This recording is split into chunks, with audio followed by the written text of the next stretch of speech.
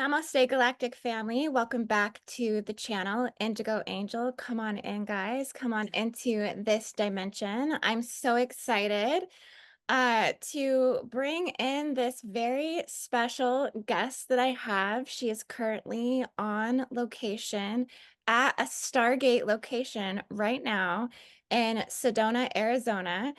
And yeah, this is a magical opportunity because we're gonna get a real nice deep insight into this Stargate, into this vortex, into the magical energy of Sedona, which is actually an inner Earth gate site and a very, very activated Stargate currently. So I'm so excited to be here with Melissa, who is a 35-year renowned psychic seer and medium. And she also is a grid worker. She's also a UFO tourist guide. Like she does Mhm. UFO tour guides. So, um, Melissa, why don't you tell us a little bit about, you know, these cool tours that you do and just a little bit about yourself and introduce yourself to my audience.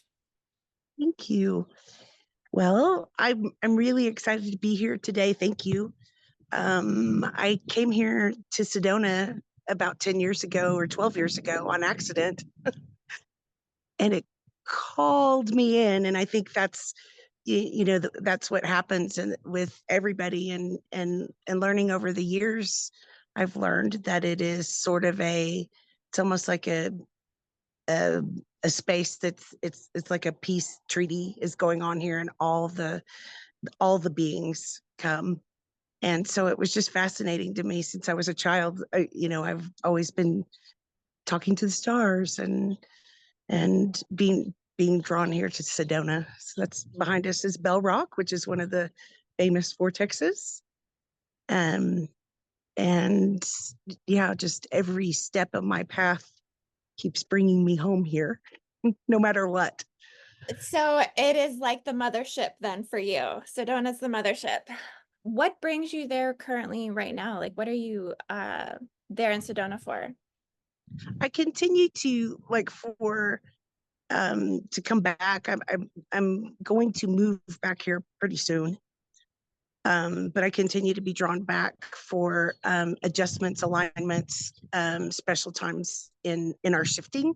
And so it's been recent that I've come back twice just to kind of roll with it here. So we hold space.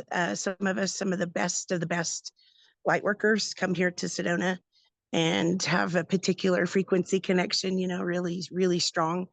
And so I was just drawn back recently to kind of shift with it and work on my own healing and connection with the divine and the bigger picture, the cosmos. So Yeah, I can't, so that's really interesting that you say it's kind of a location as a peace treaty. So you would say it's kind of like, and as you said that, I just tuned in with the galactic system of Mintaka because when I think of galactic peace treaties, like I immediately go to the Mintakan system, Orion Stargate. So do you feel like there's more, particular dominant galactic energies at this Stargate location? And, which ones do you think are the most active there? well, over the years, I've been introduced to um, different star families. And right now, there's a lot of Pleiadian going on, but there's always Lyran.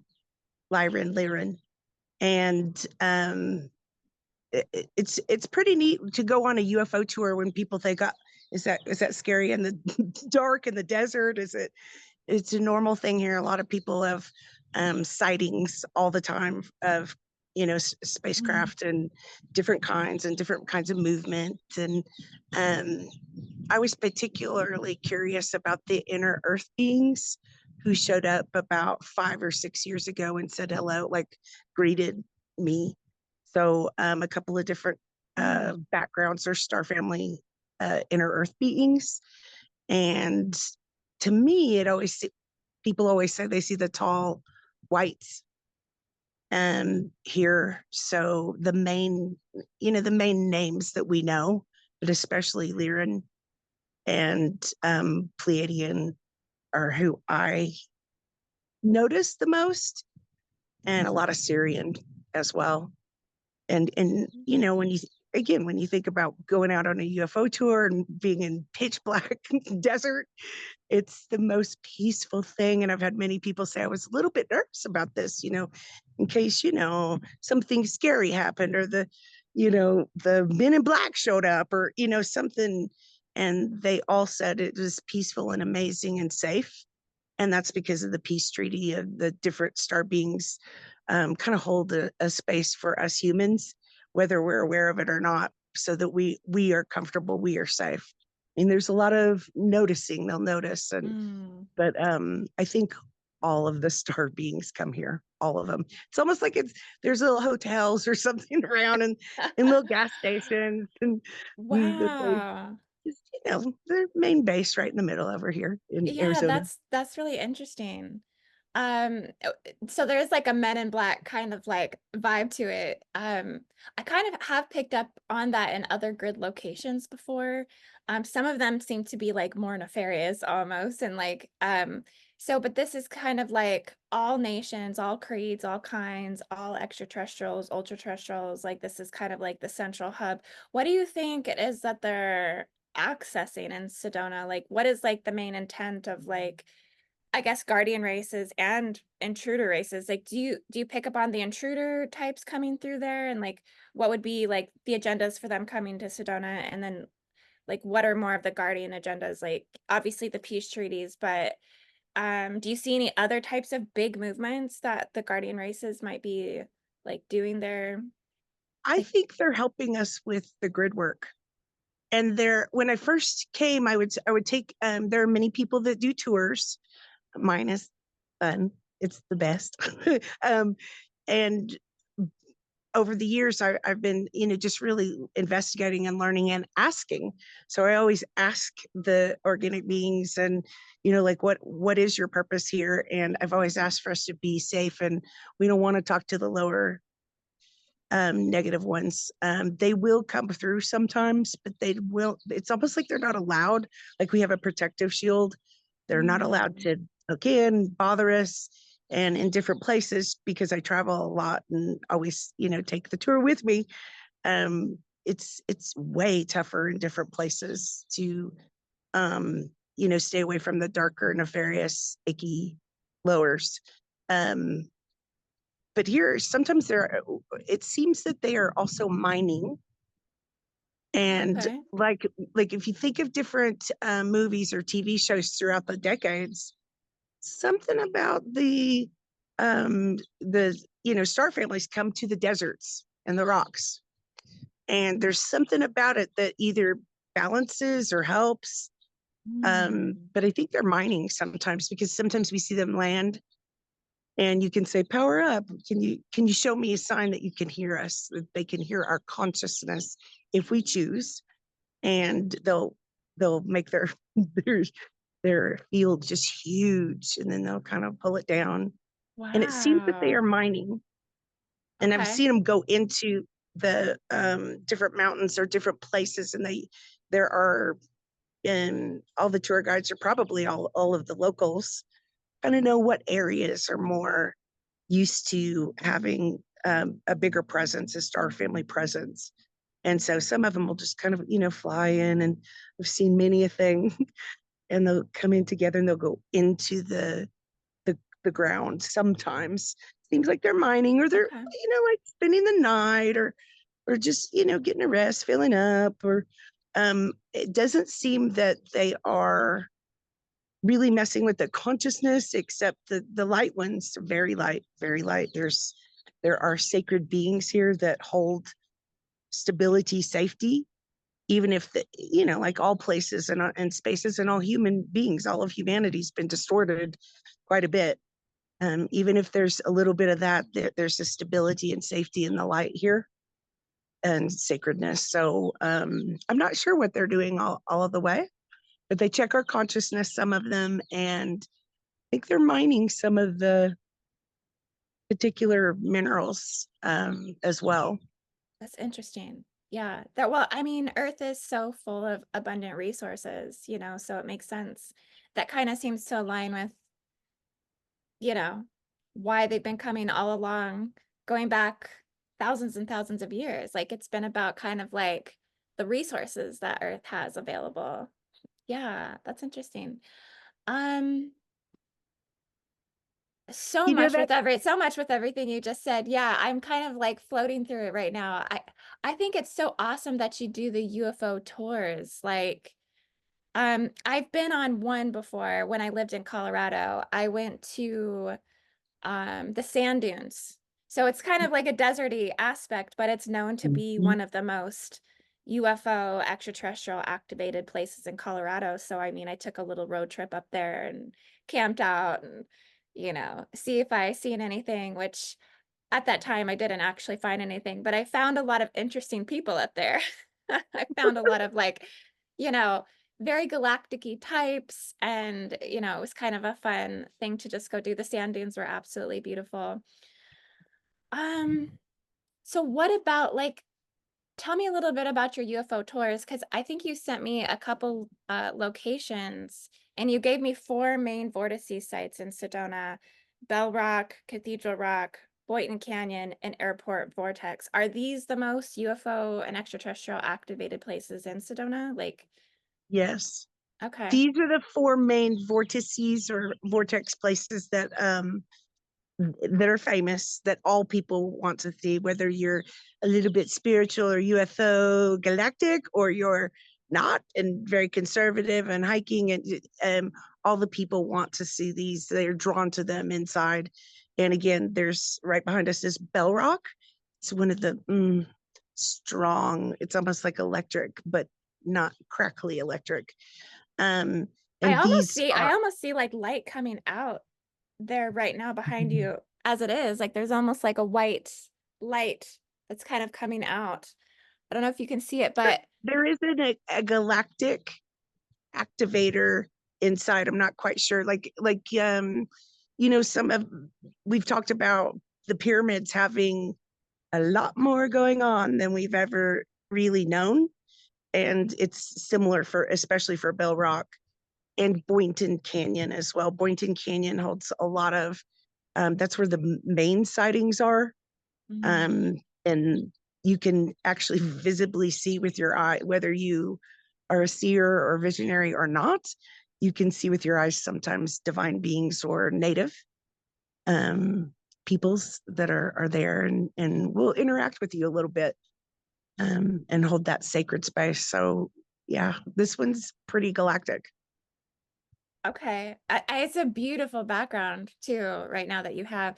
Um, Bell Canyon, so that's because the rock looks like a bell, right? It's like actual Like bell a shape. bell, like ding ding. Mm-hmm. And Okay. Cathedral Rock, we can't see it. I'm sorry because there's incoming since yesterday a fire, so it's a little bit hazy and smoky. So I'm glad you could see the light behind us.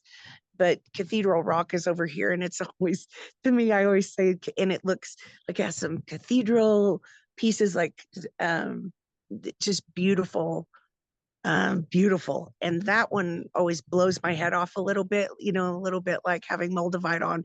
You go, whoo, and have to adjust to the energy, and it's a little bit like like Jimi Hendrix electric guitar. But you will always know the truth. And Bell Rock brings you the truth too, and help you. To me, the Bell Rock Vortex energy can help you um, do kind of like soul retrievals and find your way home whenever we've been blocked or we can't figure it out.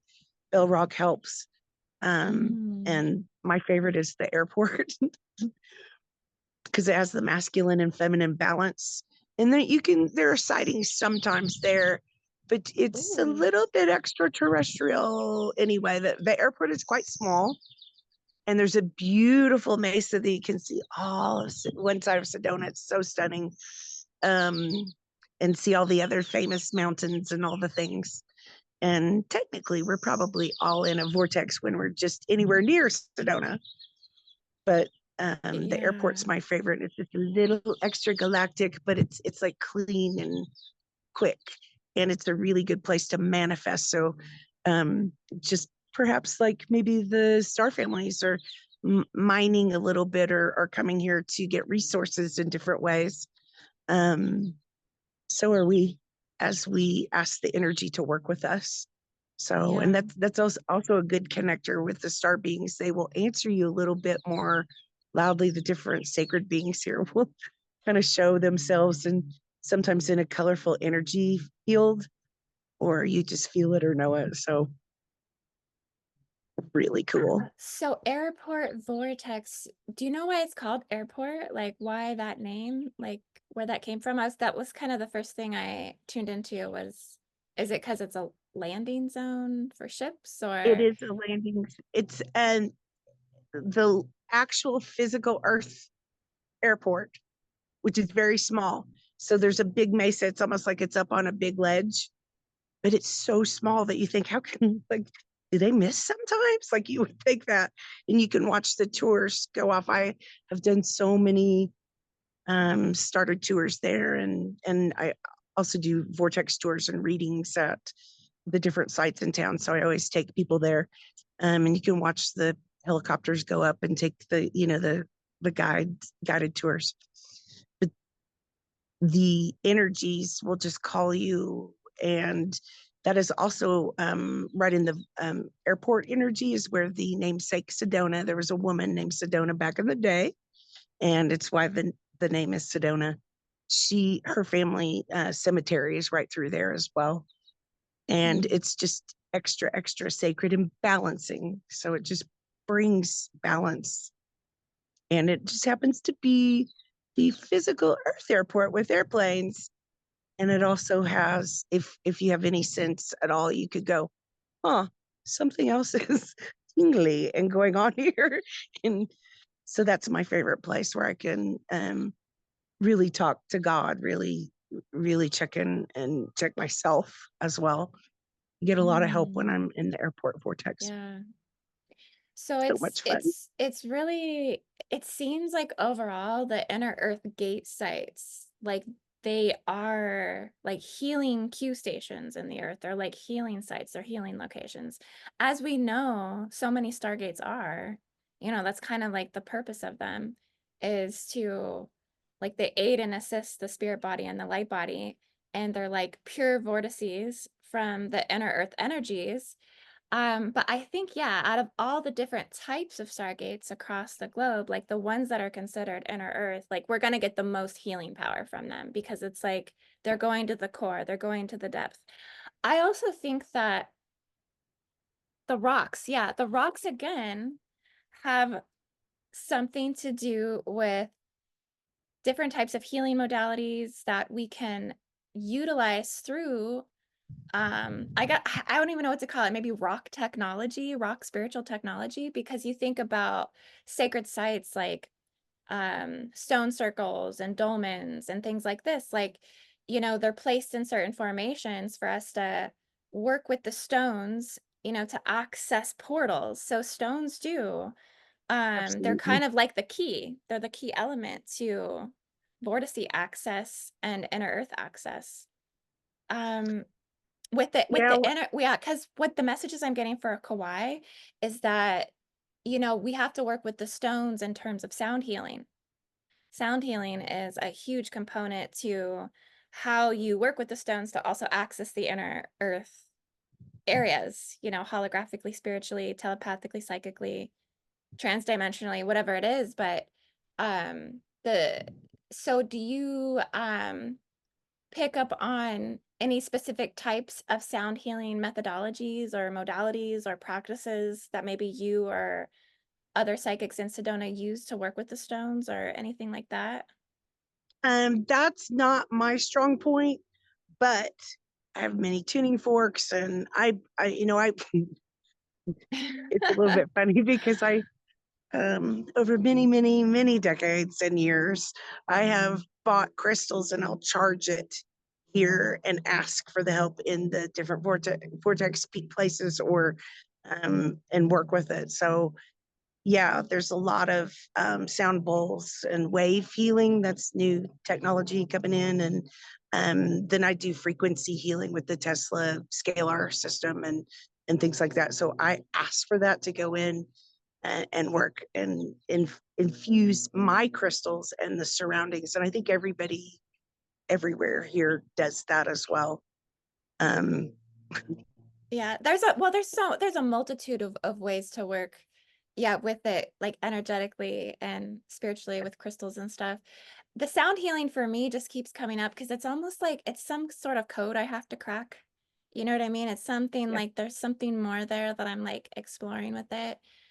Um, so wow, this is so amazing. I almost feel like we just need to like take in the energy transmission that's just coming through your field right now because it's almost like you're sitting between two powerful vortices within the Stargate itself. I Um, can feel it. yeah. You know, when I first came to Sedona, it was for continuing education. I'm also a hypnotherapist, so did do past life regressions, and so it was a big class. And the lady said, "Okay, you know," the teacher said, "You're first because you've done this for a long time, and you come on, we'll practice on you." And so I was shocked and amazed when my past life was here thousands of years ago, and I was a young man, um, kind of a Native American man, and I worked with the energies and was a gatekeeper of sorts in physical form then, and also worked with the frequencies then. And you know, over the years, um you know, the locals have seen the energies shift a little bit, and we've been working on clearing any of those, you know, doing grid work of the darker spaces that got crumbled in, or um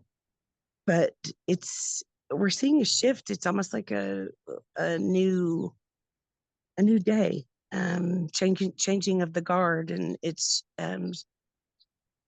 yeah, we're holding it. Am Yeah, I making yeah, sense? yeah, absolutely.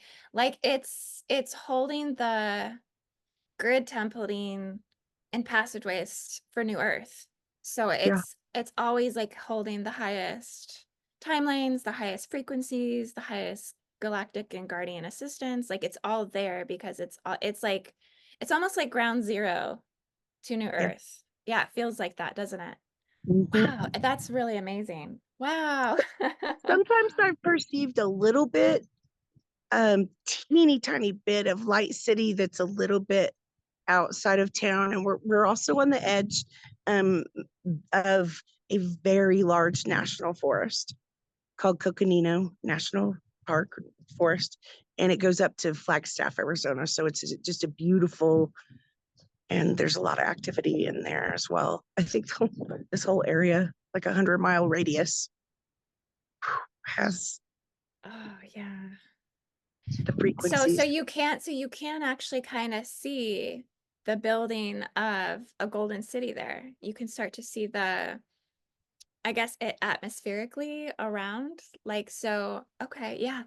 That's interesting. I would love to go and look back at some of Gloria Del Toy's work and just see like has she predicted a golden city to manifest in Arizona or around that area. I do know right now, like we talked about the four corners being very activated. Like let's talk about that for just a moment, because this was something that kind of lit us both up before. What is it about the four corners? I Um, I still don't know, but I am also like, I just want to get in the car and go. Like, just stand there because it's a monument. It's not a fancy place. There's something. And I think all of the light workers in different ways, so the tribes inside of the earth tribes and the star being tribes are calling us. mm, And I don't know. What do you think? when I tune into it, yeah, I get again like the peace treaty energy, like the coming together, a point within the Earth's grid in which there's high levels of unity consciousness, like there's pockets of it there, so we could tap into that. Um, it might be a place of reformation, like refining um new ways of perception and ways of creating technology. There's this like a refinement energy I get into it into the future timelines.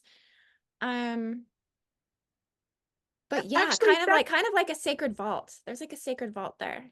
Yeah. yes, that's I guess my words weren't coming. I'm seeing dragons in the sky. Dragon, it's in the clouds. And we got dragon energy, galactic dragon energy to help us Oh, today. wow. But what you just said, like I think you said it really well. I just can't. I don't quite know, and I don't have the words for it, but it still calls. And some of the inner earth beings are very quiet and very gentle and very, and they won't come Mm. really, really close or anything.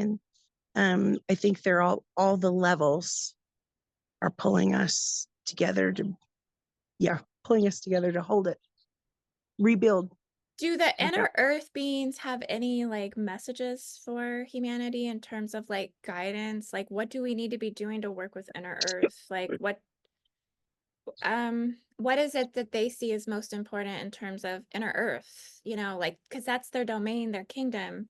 We obviously, I guess, energetically, psychically, emotionally, telepathically, like we connect in, but for us to fully access inner earth, I mean, They're it's saying just like um we're doing really well.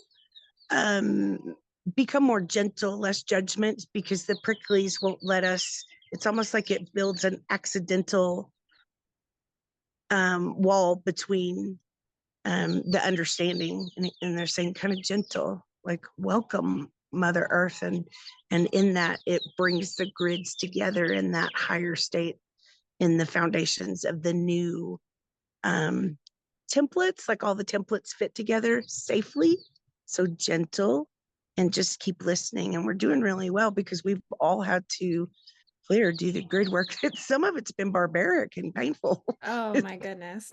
awful. And they're saying gentle and don't judge yourself or each other. And that helps connect with the pieces. And they're showing me the four corners right now. You tell me what you're seeing, but they're saying it is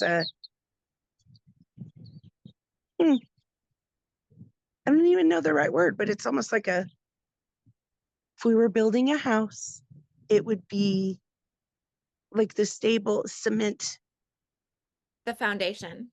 foundation path that, or part that holds us together for a million years, like we see in European places. Like we in America, we go, oh, it's so old, this is so historic, and it's 50 years old.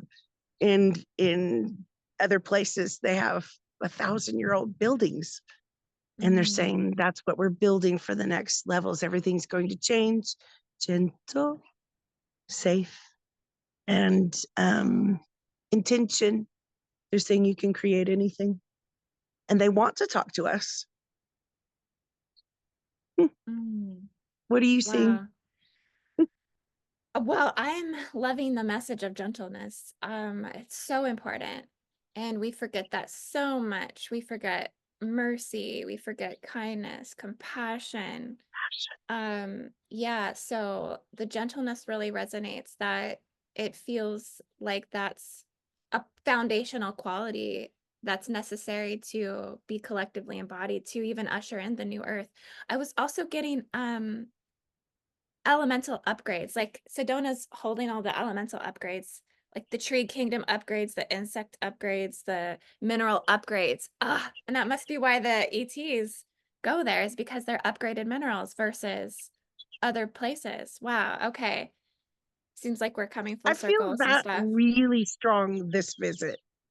So there are the energies sort of ebb and flow and wave through everywhere, and it's pretty noticeable here. But I was feeling that a lot, and not sure exactly what was going on. But the animals, the nature, almost like connecting in a new way with us, the elementals, and it's pretty cool. And Mm, the inner earth beings, I'm getting one last message is they're helping right now recode whoever wants it, the energies of that higher, of gentleness and compassion, and and stable truth that's kind. mm. Yeah, it's a beautiful message. Oh my gosh. I think so needed today for so many, because I mean, I think right now so many are struggling with, just just general navigating and surviving of the 3D world. I think a lot of people are trying to transform and change and become something new, and there's Mm. difficulty, resistance, struggle, challenges that come with that. So, I mean, coming back to that simple reminder, maybe it's just a message that somebody needs to hear today because, I think a lot of things are amping up. I think attacks, I think fear mongering, fear programs are really coming in right now. Traumas, triggers, wounds, like deep collective betrayal wounds. I mean, this all continually resurfaces for us to clear it more and more. And so, yeah, that's, I think it's really needed for people to hear is to just be gentle and be kind to yourself, be gentle to yourself. Like that's first and foremost. Like we can't even do that for others if we don't do it to ourselves and for ourselves. We can't be the vibration of that. Um, Absolutely. It's yeah. almost like remember, maybe all of us can remember to write our own selves a little love letter, and it'll help us release some of those things that we ask ourselves, like, why can't I do this, or why am I too much, not enough, and realize the falsities in those things. And because they're saying is I'm getting the message that we are there, and it's getting ready to be golden, kind, Ah, loving oh my gosh. truth and God. Confirmation. Confirmation. Well, I'm so just delighted that we can tap into this portal passageways. Even as I'm just talking, I'm getting like I'm going through like a rainbow like portal and it's just expanding all over. Um, Yes. okay, so one thing I wanted to talk about is there's obviously duality everywhere. There's always, a light and a dark aspect. And I think one thing we wanted to maybe bring up and kind of highlight on was maybe cracking some of the deceptive things that are playing out in Sedona, some of the things that are just not of the highest integrity, and that there's some things there that I guess should be kind of looked at a little bit deeper. And I mean, because everywhere that you go, like there's going to be that deeper level of clearing. And like, and especially if a location's holding the highest aspect of light and this prophecy to fulfill the golden light, coming of the golden light cities, there's going to be the resistant forces playing out there. Hmm. And so, yeah, what do you see kind of going on there? And, how do you think those things are being addressed or transmuted or alchemized? All the years, even though like I was more well known for being a seer, a psychic medium, a mystic, um, and it was my purpose for decades to learn how to do some cleansing, clearing. So I know many people are drawn here to just help cleanse and clear, not with their, like what they think. It's just for the highest good.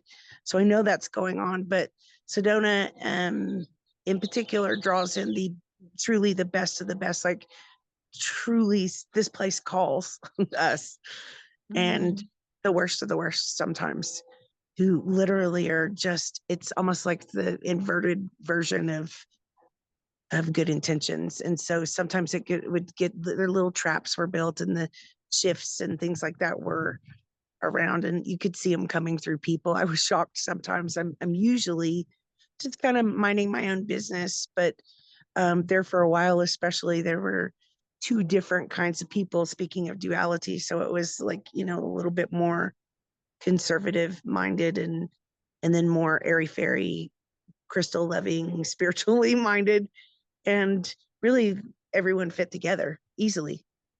And there's a lot of peaceful goodness here, but it almost seemed to stretch apart, and there were kind of coming mm, out of people a little bit of competition extra, and mm. strange things that have happened to all of us, like um, just people doing some underhanded things. I know I experienced some shocking things with just Yeah, yeah. Like there's forms of black magic that's kind of casted or running there that or that can be kind of probably I'm getting like an underground. Yes. It's more of like an underground, like, And that what's was, hidden in the shadows type of thing. mhm. And for some reason, in the last 5 or 6 years, it got to be almost like a grouping. And again, sometimes I'm oblivious to these things. I love this world. I'm so, floaty. I'm very floaty. And I was shocked because checking in and just asking Sedona, the energies and the beings here, what can I do to help every day? They would say just clear some of that black magic where it's just literally inverted and harms people. And so the actual energies have been almost like shifted over a little bit because of the damage, just like all of us have had with different wounds and traumas and things like that, or attachments of that we've cleansed and cleared our shadow. The shadow sort of just crunched down and went underground. And a lot of not the divine magicians or alchemists, but a lot of darker ones that needed control or competition. And it kind of came out in people and made them a little bit nervous, a little bit paranoid of each other.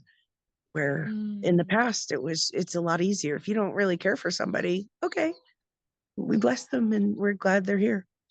But it became unusual and blamey and competitive for a while. And it's almost like weaved in underneath. And so I think that's what we came here to clear, almost like, like a tapestry. The Pleiadians would talk about this or describes it mm, this way to me.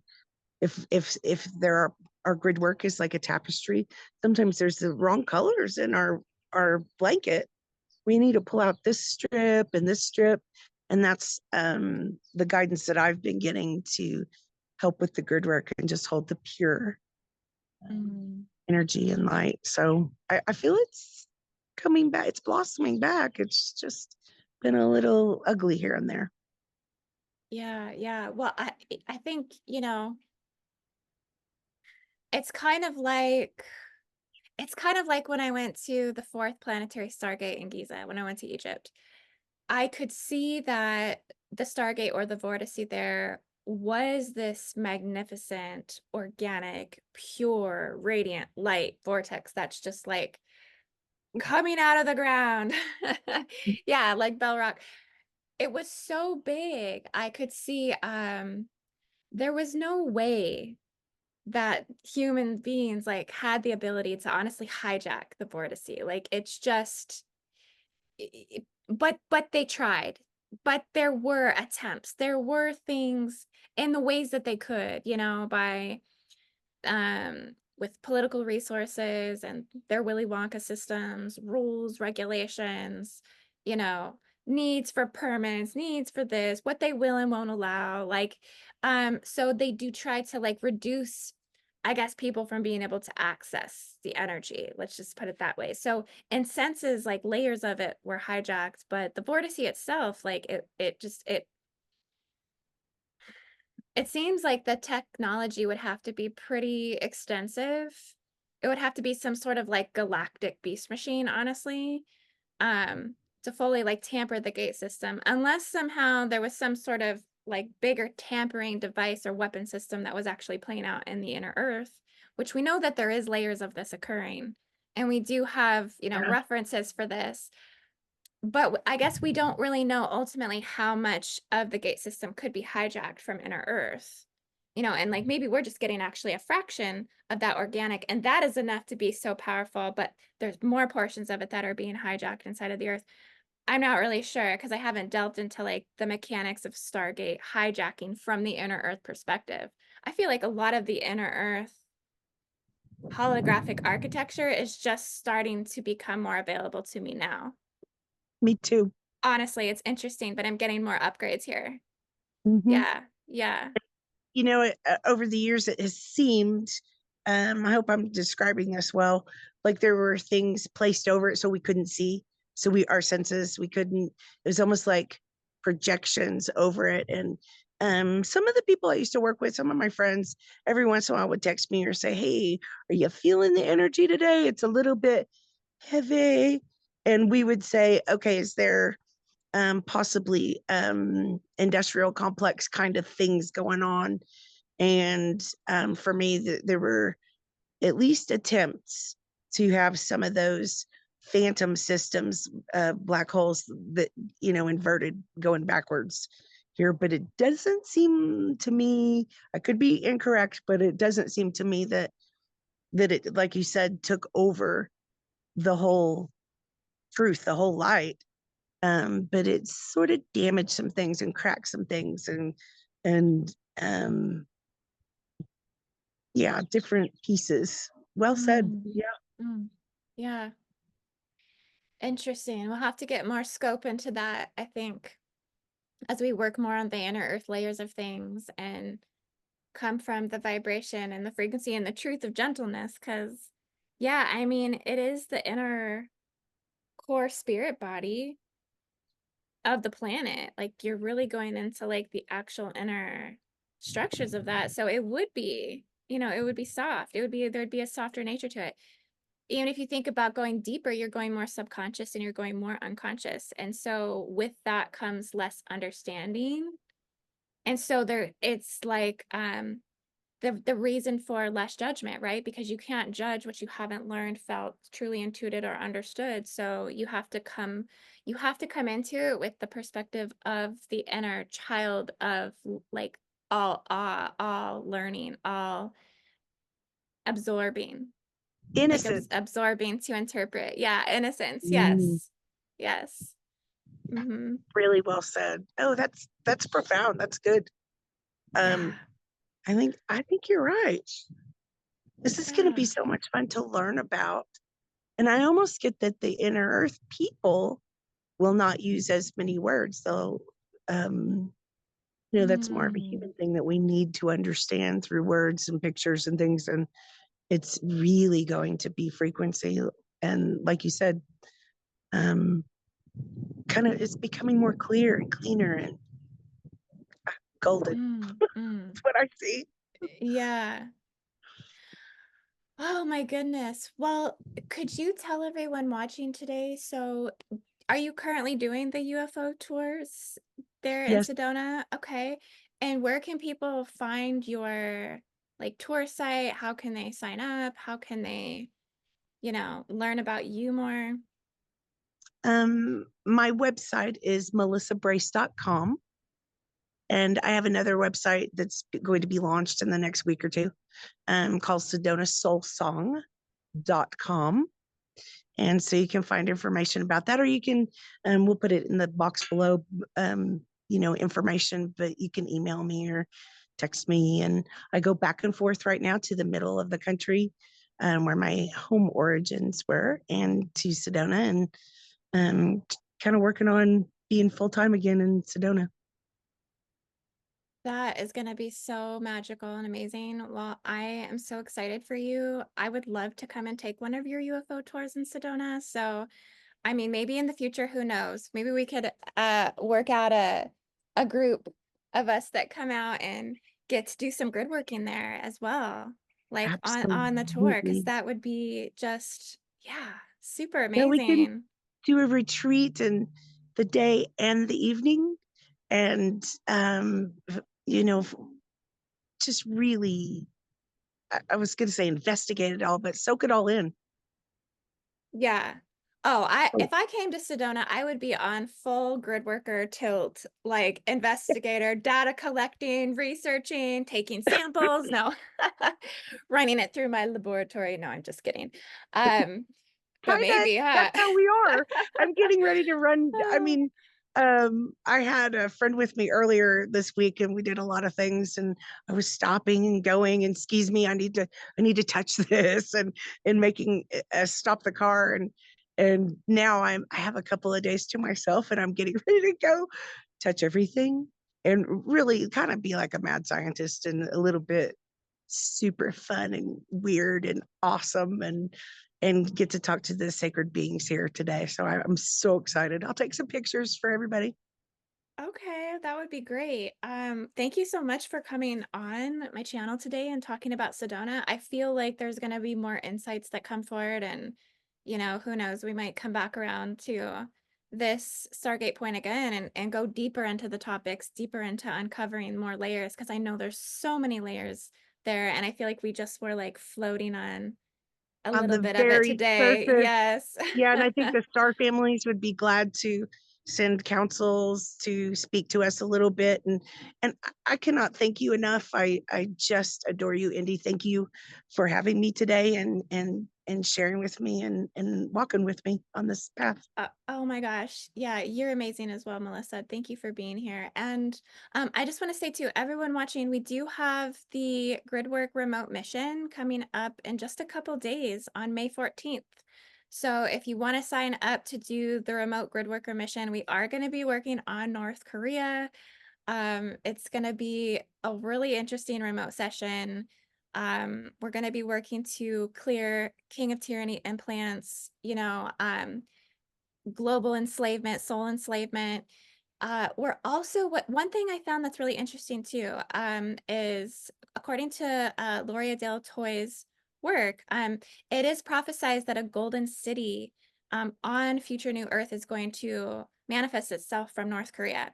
So it's called the City of Angels.